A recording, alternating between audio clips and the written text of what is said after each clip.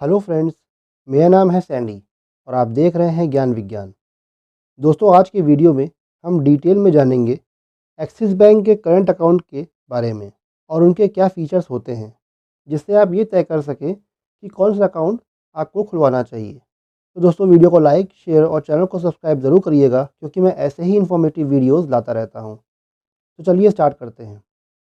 दोस्तों, axis bank में total 14 तरह के करंट अकाउंट्स हैं, जो स्मॉल से लेकर लार्ज बिजनेस सभी से रिलेटेड हैं। इस वीडियो में हम एक्सिस बैंक के उन करंट अकाउंट्स के बारे में जानेंगे जो स्मॉल बिजनेस जैसे छोटे businessman, shop owners, showroom owners से रिलेटेड हैं। और ऐसे करंट अकाउंट मेरी नज़र में सिर्फ 2 ही हैं। आइए एक्सिस बैंक के इन दोनों करंट अकाउंट्स को इस चार्ट से समझते हैं। एक्सिस बैंक के इन करंट अकाउंट्स के नाम हैं लिबर्टी करंट अकाउंट और नॉर्मल करंट अकाउंट। यहाँ जो भी चार्जेस मैं बताऊँगा उन पर GST अलग से लगेगा, जो कि 18% है। लिबर्टी अकाउंट सिर्फ सोल प्रोप्राइटरशिप मतलब एकल स्वामित्व वाले ही खुलवा सकते हैं, जो ऑनलाइन मोड से खोला जाएगा, और जिसे अगर मेट्रो या अर्बन ब्रांच में खुलवाते हैं तो 15,000 रुपये से, और अगर सेमी अर्बन या रूरल ब्रांच में खुलवाते हैं तो 7500 रुपये से खुलेगा, जिसे मंथली एवरेज बैलेंस के रूप में मेंटेन भी करना होगा। अब अगर किसी महीने इसे मंथली एवरेज बैलेंस के रूप में मेंटेन नहीं किया तो नॉन मेंटेनेंस चार्ज भी कटेगा। किसी भी महीने अगर 75% से कम बैलेंस मेंटेन रखते हैं तो 900 रुपये का चार्ज कटेगा, और अगर 75% से ज़्यादा का बैलेंस रखते हैं लेकिन जाहिर सी बात है कि पूरा बैलेंस नहीं रखा है, यानी 100% बैलेंस नहीं रखा है, तो 600 रुपये का चार्ज कटेगा। आइए इसको एक एग्जाम्पल से समझते हैं। मान लीजिए आपने खाता मेट्रो या अर्बन ब्रांच में खुलवाया है, तो वो 15,000 रुपये से खुलवाया होगा। अब नॉन मेंटेनेंस चार्ज कैलकुलेट करने के लिए पूरे मंथ का एवरेज निकाला जाता है। इसमें से अगर मान लीजिए एक महीने में 10 या 20 दिन आपके 15,000 रुपये की जगह 10 ही हज़ार रुपये खाते में थे, तो जब टोटल एवरेज पूरे महीने का निकलेगा तो वो 15,000 रुपये से कम होगा, लेकिन वो 12,000 रुपये से ज़्यादा होगा। तो ऐसे में 75% अमाउंट से ज़्यादा होगा, तो इसलिए 600 रुपये का चार्ज कटेगा। नॉर्मल अकाउंट कोई भी खुलवा सकता है, जो ऑफलाइन मोड से खोला जाएगा और जिसके फीचर्स पूरे लिबर्टी अकाउंट जैसे ही हैं। दोनों अकाउंट में अनलिमिटेड चेकबुक फ्री में मिलेगी। दोनों अकाउंट में SMS अलर्ट्स की सर्विस भी फ्री में मिलेगी। दोनों अकाउंट में नेट बैंकिंग और मोबाइल बैंकिंग की सर्विस फ्री में मिलेगी। एक स्टेटमेंट मंथली फ्री में मिलेगा, पर डुप्लीकेट के लिए 100 रुपये पर स्टेटमेंट का चार्ज लगेगा। लिबर्टी अकाउंट में होम ब्रांच और नॉन होम ब्रांच में मैक्सिमम 10 लाख रुपये पर मंथ कैश डिपॉजिट किया जा सकता है, जिसमें 2 लाख रुपये तक बिना किसी चार्ज के जमा किया जा सकता है।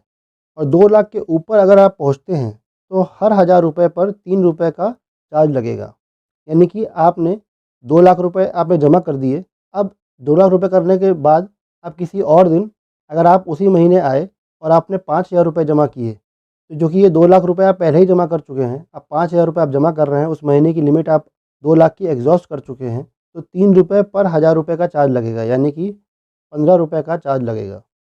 अगर बैंक बंद होने के बाद या छुट्टियों में मतलब हॉलीडेज़ के समय कैश डिपॉजिट मशीन की मदद से एक मशीन में 15,000 रुपये से ज़्यादा का अमाउंट जमा होने के बाद से हर ट्रांजैक्शन पर 50 रुपये का चार्ज पड़ेगा। कैश डिपॉजिट मशीन में आप मैक्सिमम 15,000 रुपये तक जमा कर सकते हैं। जैसे ही 15,000 रुपये की लिमिट आप एग्जॉस्ट करेंगे एक महीने में, वैसे ही आपको 50 रुपये पर ट्रांजैक्शन का चार्ज भी देना पड़ेगा। नॉर्मल अकाउंट में होम ब्रांच और नॉन होम ब्रांच में फ्री में 2 लाख रुपये पर मंथ तक कैश डिपॉजिट किया जा सकता है, यानी 2 लाख रुपए तक आप जमा कर सकते हैं। यहाँ पे कोई भी मैक्सिमम लिमिट नहीं है, जैसे कि अभी 10 लाख रुपए की लिमिट लिबर्टी अकाउंट में थी। जिसके बाद 2 लाख से 4 लाख तक कैश डिपॉजिट पर हर 1,000 रुपये पर 4 रुपये का चार्ज लगेगा, और 4 लाख से ज़्यादा कैश डिपॉजिट पर हर 1,000 रुपये पर 5 रुपये का चार्ज लगेगा। अब दोस्तों, 2 लाख तक की तो लिमिट है फ्री की। 2 लाख से ऊपर जैसे ही आप बढ़ेंगे तो आपको हर 1,000 रुपये पर 4 रुपये का चार्ज देना पड़ेगा। आपने अगर 5,000 रुपये जमा किए तो 20 रुपये का चार्ज देना पड़ेगा। वहीं जब आप 4 लाख के ऊपर पहुंच जाएंगे तो हर 1,000 रुपये पर 5 रुपये का चार्ज लगेगा। आपने अगर 5,000 रुपये जमा किए तो 25 रुपये का चार्ज लगेगा। अगर 75% तक का मंथली एवरेज बैलेंस खाते में मेंटेन नहीं किया है तो कॉस्ट डिपॉजिट की फ्री लिमिट उस महीने की 0 हो जाएगी। अब दोस्तों, अगर खाते में आपने मंथली एवरेज बैलेंस मेंटेन नहीं रखा है और एटलीस्ट 75% तक मेंटेन नहीं रखा है, तो जो उस महीने की फ्री लिमिट है वो ज़ीरो कर दी जाएगी। जो यहाँ पे फ्री लिमिट 2 लाख रुपए की है उसको ज़ीरो कर दिया जाएगा और उस पे भी चार्ज लगेगा, मतलब उस पे भी आपको चार्ज देना पड़ेगा। अगर बैंक बंद होने के बाद या छुट्टियों में कैश डिपॉज़िट मशीन की मदद से 1 महीने में 15,000 रुपए या उससे ज़्यादा का अमाउंट जमा करते हैं, तो उसके बाद हर ट्रांज़ैक्शन पर 50 रुपए का चार्ज देना होगा।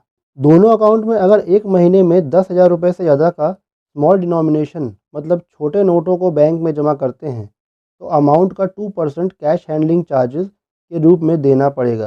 अब दोस्तों, जैसे कई लोग बड़े अमाउंट के साथ छोटे नोटों को भी जमा करते हैं। छोटे नोटों में 50, 20, 10, 5 के आते हैं। इन नोटों को जमा करने के एक लिमिट है 10,000 रुपये तक की, जो टोटल वैल्यू में 10,000 रुपये तक काउंट किया जाएगा। जैसे ही 10,000 रुपये आपके इन नोटों के अकाउंट के वैल्यू में बन जाएंगे, उसके बाद से आपको चार्ज देना पड़ेगा 2% का।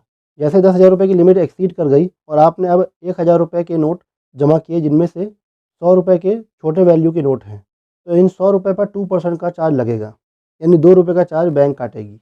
दोनों अकाउंट में विड्रॉल की कोई लिमिट नहीं है। दोनों अकाउंट में नेफ्ट आरटीजीएस डिजिटल मोड से करते हैं तो फ्री है, लेकिन ब्रांच जाकर करेंगे तो अमाउंट के हिसाब से चार्जेबल हैं और आईएमपीएस भी अमाउंट के हिसाब से चार्जेबल हैं। लिबर्टी अकाउंट में बिजनेस क्लासिक डेबिट कार्ड 250 रुपये में इशू होगा और एनुअल फीस के रूप में हर साल 250 रुपये देना भी होगा। नॉर्मल अकाउंट में 3 टाइप के डेबिट कार्ड मिल जाएंगे, जिनके नाम है बिजनेस क्लासिक जो 250 रुपये में इशू होगा, बिजनेस प्लैटिनम जो 500 रुपये में इशू होगा, बिजनेस सुप्रीम जो 1,000 रुपये में इशू होगा। इन तीनों कार्ड्स में इशुएंस फीस के बराबर ही एनुअल फीस भी हर साल देनी होगी। दोनों अकाउंट में पीओएस से परचेजेस के ट्रांजैक्शंस फ्री हैं, जिनमें कोई चार्ज नहीं पड़ेगा। एक्सिस बैंक के एटीएम से विड्रॉ ट्रांजैक्शंस या बैलेंस इंक्वायरी करने पर कोई चार्ज नहीं कटेगा, लेकिन किसी और बैंक के एटीएम से विड्रॉ ट्रांजैक्शन करने पर 20 रुपये पर ट्रांजैक्शन और बैलेंस इंक्वायरी करने पर 8.5 रुपये पर ट्रांजैक्शन का चार्ज पड़ेगा। नॉर्मल अकाउंट में अगर आप बिजनेस सुप्रीम कार्ड लेते हैं तो टोटल 5 फाइनेंशियल और non financial transactions monthly free मिलेंगे, लेकिन इस शर्त पर मिलेंगे कि एक मंथ में एक परचेज ट्रांजैक्शन तो आपको कार्ड से करना ही होगा। दोनों अकाउंट्स में 100 रुपये पर मंथ का फिक्स्ड मंथली चार्ज लिया जाता है, जो कि मंथली सर्विस चार्जेस के नाम से है। दोनों अकाउंट में पहले 14 दिनों में अगर खाता बंद करते हैं तो कोई चार्ज नहीं लगेगा, लेकिन 15 दिन के बाद कभी भी खाता बंद करेंगे तो 500 रुपये तक का चार्ज लगेगा। लिबर्टी अकाउंट में लॉयल्टी रिवॉर्ड प्रोग्राम की फैसिलिटी नहीं मिलेगी। नॉर्मल अकाउंट में लॉयल्टी रिवॉर्ड प्रोग्राम की फैसिलिटी आपको मिलेगी। इस फैसिलिटी में कुछ ऐसे ट्रांजैक्शंस होंगे जो जब आप अपने करंट अकाउंट में करेंगे तो आपको रिवॉर्ड पॉइंट्स मिलेंगे। जैसे अकाउंट ओपन करते ही आपको 500 रिवॉर्ड पॉइंट्स मिल जाएंगे। कॉर्पोरेट इंटरनेट बैंकिंग लेने पर 150 reward points, e statement registration लेने पर 150 रिवॉर्ड पॉइंट्स मिलेंगे। इसके अलावा भी बहुत से ट्रांजैक्शंस हैं जिनको करने पर आपको रिवॉर्ड पॉइंट्स मिलेंगे, जिन्हें आप रिडीम कर सकते हैं रिवॉर्ड स्टोर से, रिचार्ज और बुकिंग करके, या फिर इन स्टोर रिडेम्पशन से रिडीम कर सकते हैं। लिबर्टी अकाउंट में अगर बिजनेस क्लासिक डेबिट कार्ड से ऑनलाइन शॉपिंग करते हैं तो फ्लिपकार्ट पर 5% कैशबैक और ग्रैब डील्स की वेबसाइट से 30 से भी ज़्यादा ब्रांड्स में शॉपिंग करने पर मिनिमम 35% तक का कैशबैक मिलता है। नॉर्मल अकाउंट में बिजनेस क्लासिक और बिजनेस प्लैटिनम में कोई खास कैशबैक की फैसिलिटी नहीं मिलती है। बिजनेस सुप्रीम कार्ड में activation benefits, complimentary movie tickets, cashback और यूटिलिटी स्पेंड्स जैसे फीचर्स मिल जाते हैं। अब दोस्तों, ये कुछ इंपॉर्टेंट फीचर्स थे लिबर्टी करंट अकाउंट और नॉर्मल करंट अकाउंट के, जो मैंने आपको अकाउंट वाइज बताने की कोशिश की है।